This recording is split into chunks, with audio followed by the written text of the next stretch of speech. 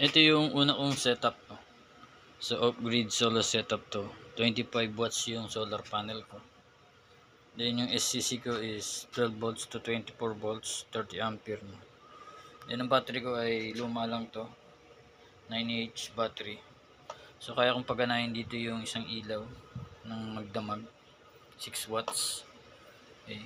So may automatic din to, no, dito sa dalawang terminal to. Dito natin kinakabit yung ilaw.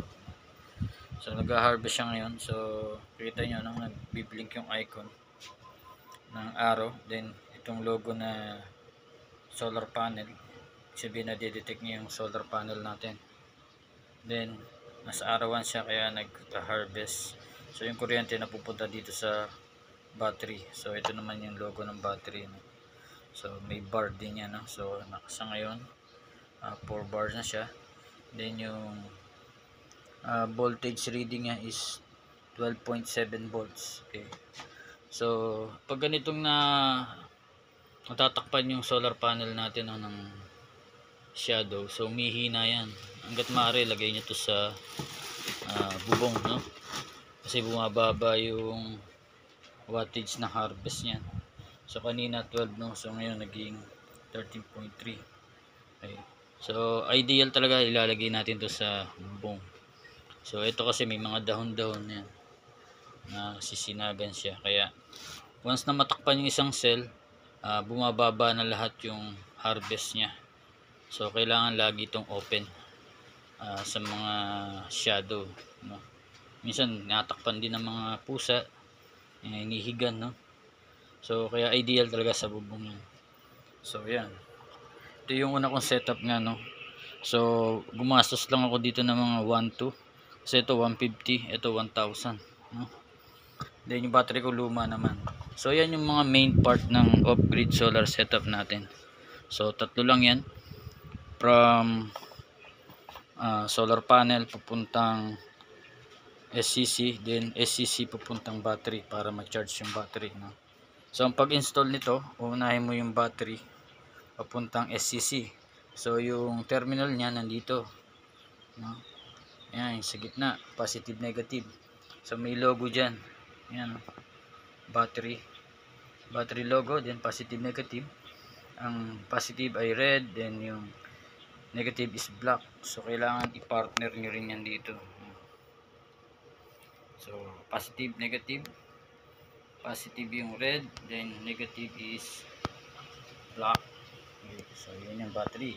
Then sa solar panel ganun din, no? So positive negative, so may logo rin yan na panel, oh. Hindi ka maliligaw dito sa SCC natin. So then kung magdudugtong kayo ng wire para sa solar panel, so ipaparehas nyo lang kung gaano kalaki yung existing na nakalabas sa kanya, ganun lang rin yung ilalagay nyo.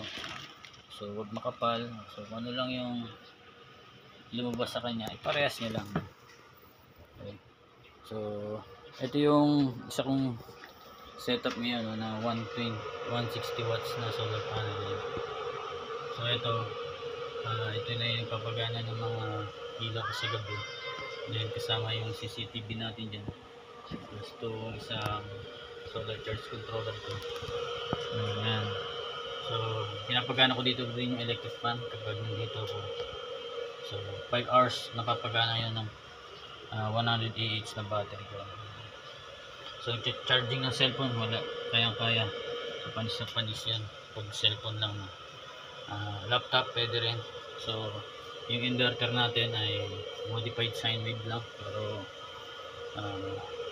ano naman yan, okay pa rin yan.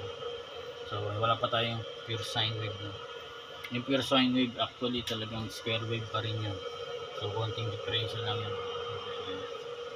So yan, no?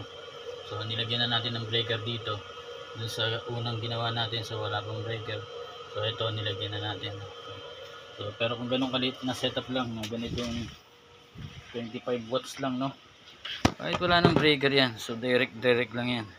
For starters lang naman mga ganyan. Mahalaga nakikita nyo yung nag-charge yung battery.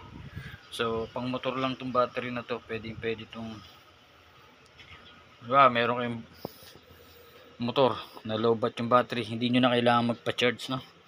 So ito lang solar panel natin, para ka nang may sariling battery charger na araw lang magcha-charge sa kanya. Kayang-kaya niyang punuin yan. So huwag niyong kalimutan mag-follow and share ang video, then check nyo yung other kong video, no? Yung mga iba kong video sa tutorial, then follow kayo. Check nyo rin yung TikTok ko, Ray Electrical, YouTube Ray Electrical. So thank you, God bless.